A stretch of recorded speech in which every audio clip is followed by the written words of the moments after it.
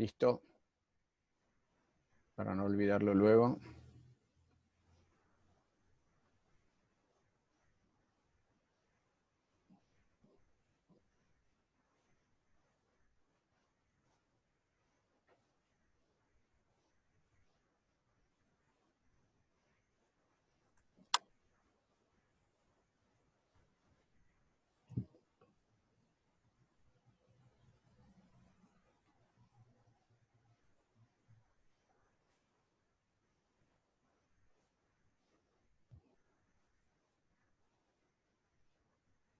Por ahora no veo nada, Jorge, ¿eh? Perdóname. Que por ahora no veo nada, digo. No he compartido la pantalla todavía. Ahora la comparto. Ah, está bien.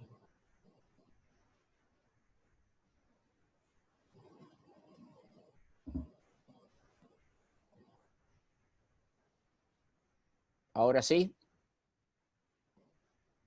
Sí. Perfecto. ¿Por qué traía el ejemplo de Gustav Radbruch, ahí terminada la Segunda Guerra Mundial? Porque ese tipo de teorizaciones, ese tipo de tesis, fueron las que de a poco fueron encendiendo, ¿sí?, el debate respecto de si las corrientes clásicas del bionaturalismo y el biopositivismo, ¿sí?, eran realmente adecuadas para poder explicar, ¿sí?, algunos fenómenos actuales en la complejidad de los sistemas jurídicos. Y de hecho, uno de estos pospositivistas importantes, ¿sí?, que viene a complementar el tema de los principios, conceptualizándolos como mandatos de optimización, la teoría de la ponderación de los principios, etcétera, porque esto del pospositivismo es una cuestión bastante compleja. Pero, por ejemplo, uno de los grandes expositores de este pospositivismo, junto con Dworkin, es Robert Alexy. Este es un jurista alemán, ¿sí? Y este jurista alemán, por ejemplo, para hablar del criterio de corrección de las normas jurídicas, utiliza en parte esta fórmula, ¿sí?, que realizó, esta tesis que realizó Radbruch, ¿sí?, esto de la injusticia extrema no es derecho, que en Robert Alexy se llama tesis de la corrección moral. También tenemos que decir, ¿sí?, que frente a estos embates teóricos o estas críticas teóricas, ¿sí?, ha habido como dos reacciones dentro del positivismo jurídico. Una reacción que afirma que no es necesario un nuevo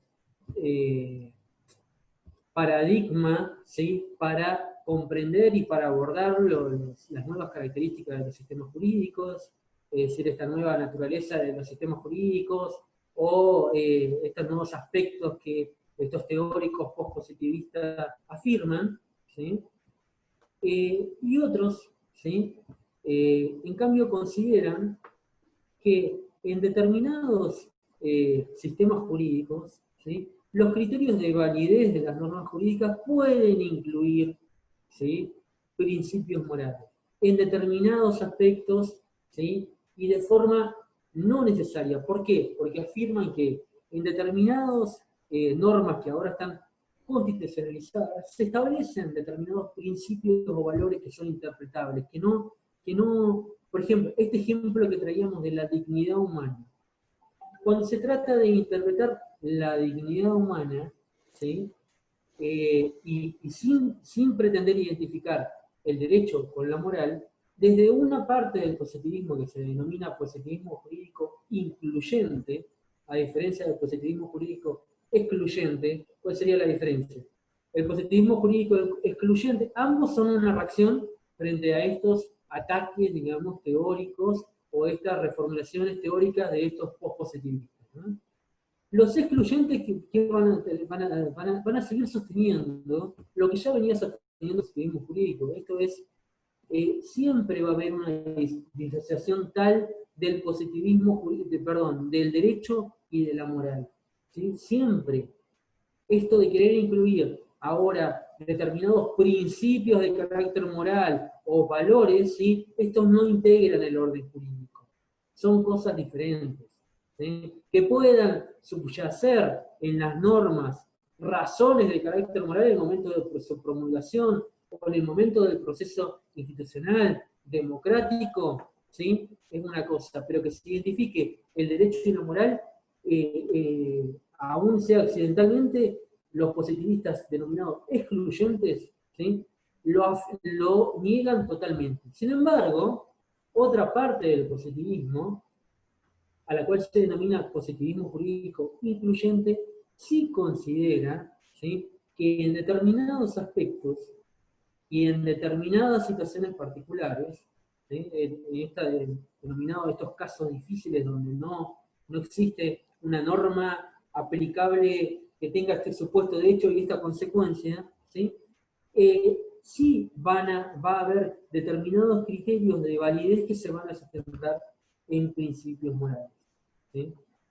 Por supuesto que esta no es, para este tipo de positivismo incluyente, no es este tipo de relación naturalista, no es una relación que se podría decir que ellos lo denominan contingente, es decir, no es una relación necesaria, sino una relación que se va a dar de forma accidental en determinados aspectos, siempre teniendo en cuenta esta diferenciación del positivismo. También es una cuestión bastante compleja, ¿sí?, entenderlo, pero simplemente para que sepan esta reformulación que hay en determinados teóricos positivistas. Pasamos, por favor, Jorge.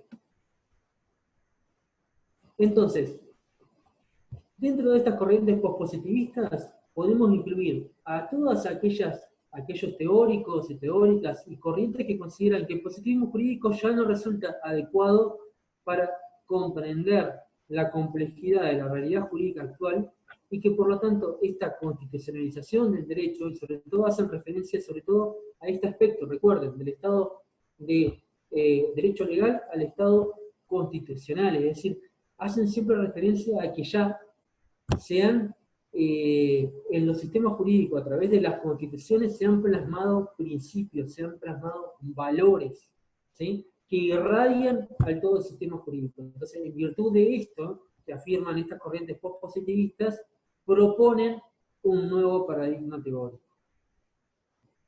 Pasamos, por favor, Jorge. Ahora bien, dentro de estos dentro de esta gran corriente post-positivista, no positivista, recordemos siempre esto de las etiquetas, ¿sí?, vamos a seguir a un jurista español que, bueno, es muy importante en la actualidad, referente de estas corrientes post-positivistas, ¿no?, que ya lo hemos visto en la parte del enfoque argumentativo, que es Atienza. Atienza es un jurista español, ¿sí?, que se lo incluye dentro de estas corrientes post-positivistas, es decir, que afirma que ni el naturalismo ni el positivismo jurídico ya son paradigmas correctos para comprender la complejidad jurídica actual, ¿no? Siguiendo a este autor, se puede dividir en 4 grupos a estas diferentes subcorrientes que pueden incluirse dentro de estos post-positivistas, ¿no? Y según Atienza podemos decir que existen constitucionalistas positivistas. ¿A qué se refiere con esta denominación Atienza? A aquellos post-positivistas que él integra como post-positivistas, que sin embargo se autoafirman como dentro todavía del paradigma positivista. Es decir, que él mismo, Atienza, ¿sí?, dice que comparte gran parte, ¿sí?, de las bases, de los fundamentos, de las características del paradigma positivista, y que sin embargo, ¿sí?, hablan estos teóricos, como por ejemplo Luigi Ferraioli, ¿sí?, de algún cierto tipo de, aún ciertas características que tienen los nuevos sistemas jurídicos modernos y que sin embargo ¿sí?, le dan como un ribete diferente, y que por lo tanto este positivismo jurídico requeriría una suerte de reformulación. Y por eso lo denomina constitucionalismo positivista. ¿Sí? Ferraioli no tiene una visión positivista clásica. Concretamente, personalmente, no les podría decir cuáles son esas reformulaciones que hace Luigi Ferraioli, porque no es un autor el cual lo he estudiado, ¿sí? Pero según el jurista Tienza, Ferraioli, más allá de ser positivista, ¿sí? Sí tiene en cuenta otras características de los sistemas jurídicos modernos desde el punto de vista del positivismo clásico, el positivismo como lo estudiamos.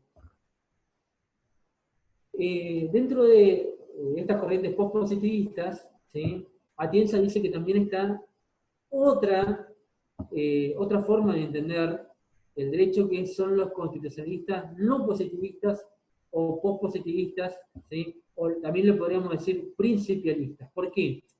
Porque estos son los que ya claramente, ¿sí? Toman en cuenta estas dos críticas principales que vimos que hacía Dworkin al positivismo jurídico. Por lo tanto, consideran, ¿sí?, que más allá de las reglas están los principios, ¿sí?, y cambia, y a partir de estos principios cambia también la función del Poder Judicial.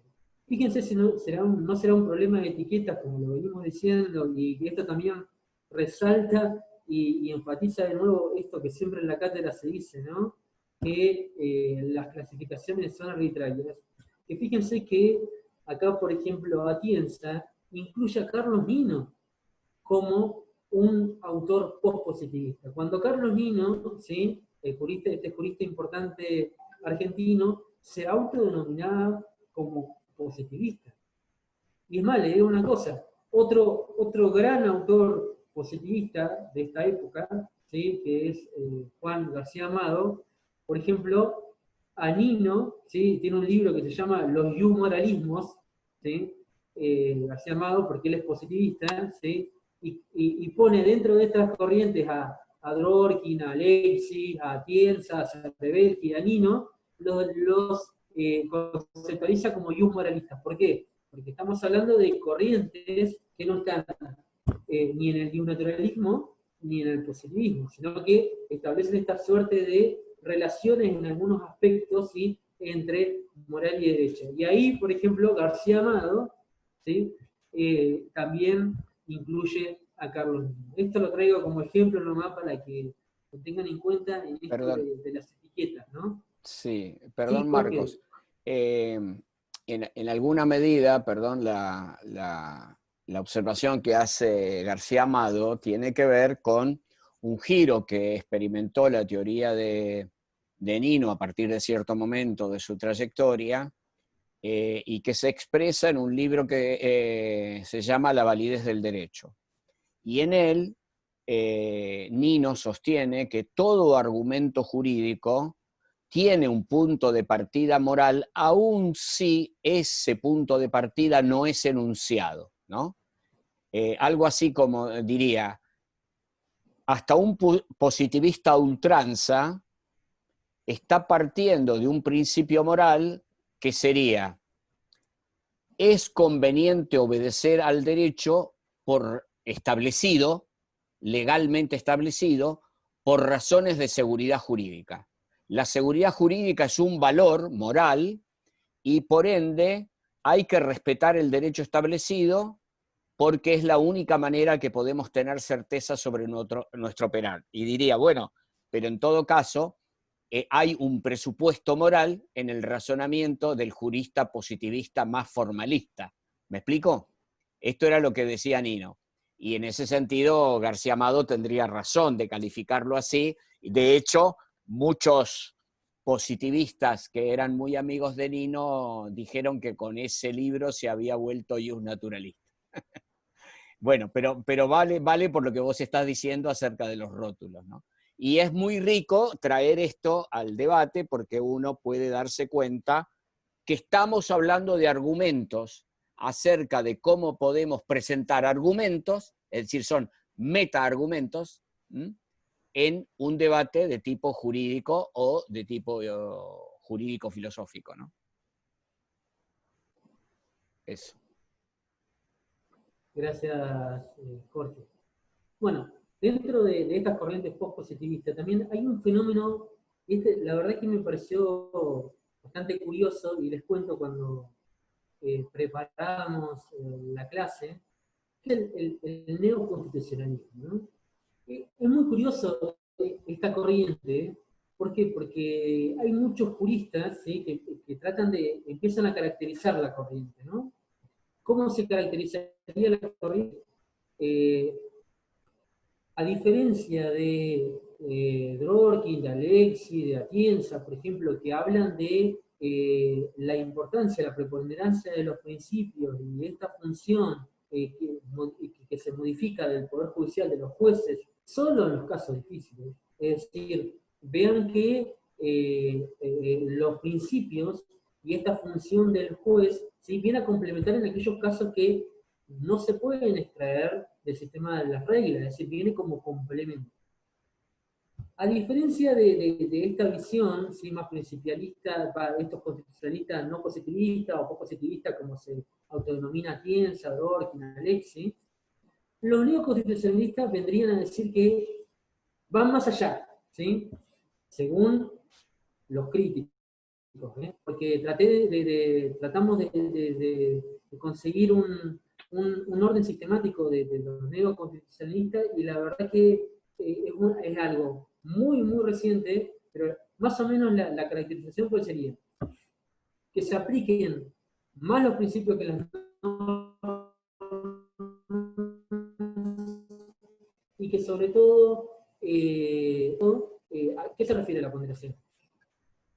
Las normas, ¿sí?, y esta es una gran diferencia que la vimos en la unidad 4, ¿sí?, entre las normas y los principios.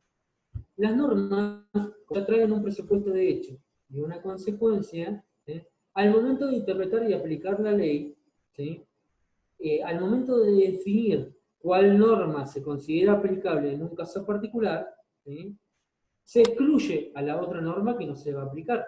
Por lo tanto, ¿sí?, ese sería el principio que se denomina de exclusión o de aplicación concreta de solo una de las normas. Eso es lo que pasa en la interpretación y aplicación de las normas jurídicas, de las reglas. En cambio, en los principios habría otra lógica. ¿Por qué? Porque en los principios, como no tienen un presupuesto hecho y una consecuencia concreta, ¿sí?, los principios se ponderan. Es decir, los principios tienen un determinado peso, ¿sí?, ese peso se va a ver en el caso concreto. Les voy a poner un ejemplo en el cual, bueno, yo por ejemplo desde mucho tiempo trabajo en materia de niñez. Y el interés superior del niño, por ejemplo, es un claro principio. Y les voy a poner un ejemplo concreto.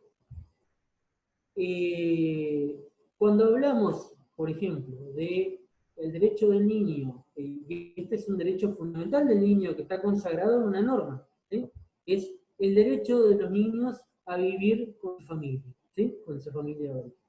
Ahora, ¿qué pasa, ¿sí?, cuando tenemos un padre alcohólico, una madre abandónica, un abuelo que tampoco se puede hacer cargo, ¿sí? Es decir, cuando hay múltiples circunstancias que no están previstas en una norma.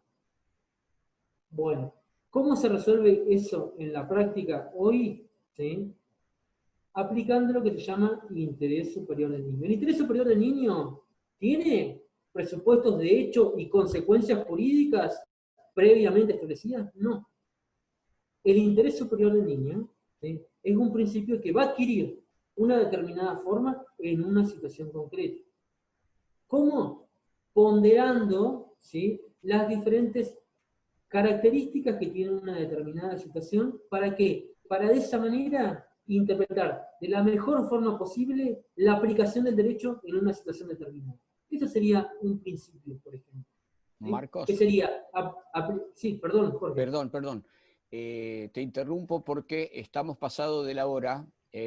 Tenemos la reunión de cátedra en pocos minutos y los chicos supongo que tienen también sus obligaciones. Por eso falta muy poquito. Si vos podés cerrarlo y en todo caso el martes retomamos y hacemos como un encerramiento de toda la unidad. Bueno, igual yo ya termino. Sí. Perdón porque que me pasé. No, Entonces, yo digo por los chicos nada más y las chicas. los neoconstitucionalistas entonces dirían, ¿sí? Van a afirmar, ¿sí?, que ya en los sistemas jurídicos actuales los principios ya no son un complemento, sino que los principios ya son la forma concreta, ¿sí?, en el cual se tiene que resolver cualquier situación jurídica. Es decir, ponen los principios como factor preponderante en el sistema jurídico y que por lo tanto los jueces siempre van a tener en cuenta los principios al momento de resolver. ¿Sí? Sería como una forma un poquito más extrema dentro de estas corrientes positivistas. Y como constitucionalista, como constitucionalismo y un naturalista, ¿sí?, a quien se hace referencia a Adolfo Vigo, ¿sí?, que es un jurista argentino, que si bien toma en cuenta esta vinculación entre derecho y moral en algunos aspectos, ¿sí?, esta corriente dentro de esta corriente pospositivista le dan como una mayor fuerza, ¿sí?, a fundamentos de un naturalista. También es una cuestión más compleja, ¿sí? Y como última, creo que falta la última filmina, disculpen si voy más rápido ahora. Entonces, la caracterización general, según Atienza, de estas corrientes pospositivistas, ¿cuáles serían? La naturaleza dual del derecho, en el sentido de que los sistemas jurídicos no solo están integrados por reglas, por normas, sino que también por principios. La necesidad de la ponderación de estos principios con una coherencia valorativa, teniendo en cuenta estos principios, estos valores que imprimen estas nuevas constituciones, ¿sí?, la necesidad de ponderar estos principios en estos casos difíciles, ¿sí?, y otra característica que tendrían estas corrientes positivistas, ¿sí?, sería tener en común una suerte de objetivismo moral. ¿A qué se refiere con objetivismo moral? Que consideran, ¿sí?, que hay principios que se pueden extraer de los sistemas jurídicos, principios de carácter moral que se pueden extraer de cada sistema jurídico, ¿sí?, en forma objetiva. Es decir, no están solo los valores, como les tratábamos de explicar hace algunas filminas atrás, mis valores, tus valores, los valores de Jorge, de Ana, sino que también los sistemas jurídicos, a través de las nuevas constituciones y a través de esos valores que establecen estas nuevas constituciones, se pueden extraer principios de carácter moral, de carácter objetivo. Esas serían como la caracterización general de estas corrientes pospositivistas. Muy bien. Bueno, felicitaciones Marcos, ante todo, y nada, decirles que justamente con esto quiero agradecerle a todos y todas porque hemos culminado el dictado de la unidad 8 y con ello el dictado del programa, y ha sido un enorme esfuerzo de los docentes, de las docentes y de ustedes, fundamentalmente. Les agradecemos la paciencia, la persistencia, las instigamos y los instigamos a seguir perseverando y a buscar la aprobación del cursado y luego de la materia, que es una posibilidad cierta para todos y todas. Así que nos estaremos escuchando y viendo el martes. Estén atentos a la PETCO, que les vamos a dar noticias sobre el práctico. Sí, dígame. Hola. Sí, la escucho. Sí, mi nombre soy Sabrina. Sabrina, yo quería dígame. tengo una duda. Diga. Con respecto a los recuperatorios, sí, y el examen diferenciado. Sí. Yo el otro día le pregunté que si me había sacado 4 en el primer parcial, ya no estaba en posibilidad de un final Efectivamente, diferenciado. Sí, me acuerdo. Dígame. Sí, y mi consulta es, si los chicos que desaprobaron y van a recuperatorio, ¿ellos todavía sí están en esa posibilidad? Claro, como usted estaría en la posibilidad si decide rendir un recuperatorio para llegar a 6 o 7 en el que sacó 4. Ah, está bien, esa era la duda, que si yo podía subir la nota. Sí, la puede subir, con el riesgo de que no apruebe, por supuesto, porque claro, no le puedo garantizar el mínimo de la nota, ¿no? Esa es la contrapartida, como quien dice, pero sí puede, sí, por una razón de justicia elemental, claro que puede.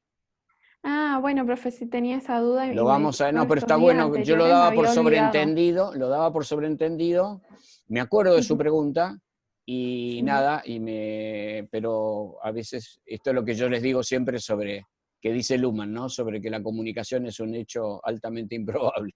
Siempre hay sobreentendidos en toda comunicación que a veces no están sobreentendidos.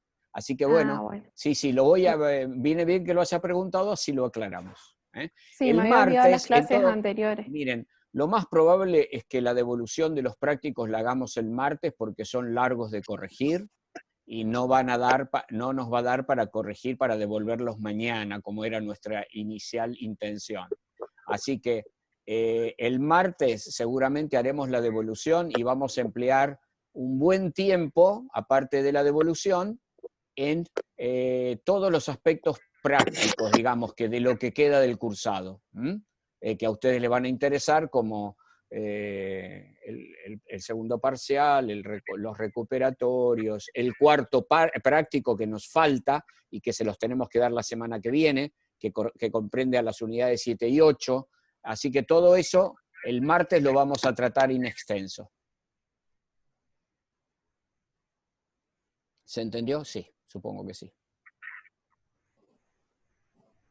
Bueno, buenas tardes entonces a todos y todas. El profesor Urra cierra la clase. Bueno, muchas gracias a todos y todas. Y bueno, hasta luego. Hasta Muchas luego. gracias. Gracias, buenas tardes, que estén muy bien, buen fin de semana y cuídense.